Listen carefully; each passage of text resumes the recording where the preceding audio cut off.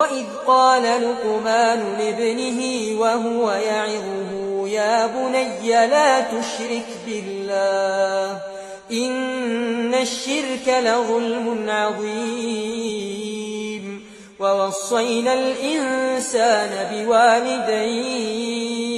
حملته أمه وهنا على وهن وفصاله في عامين أن اشكر لي ولوالديك إلي المصير وإن جاهداك على أن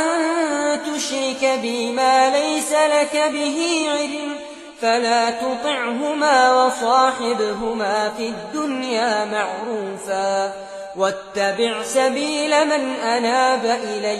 ثم إلي مرجعكم فأنبئكم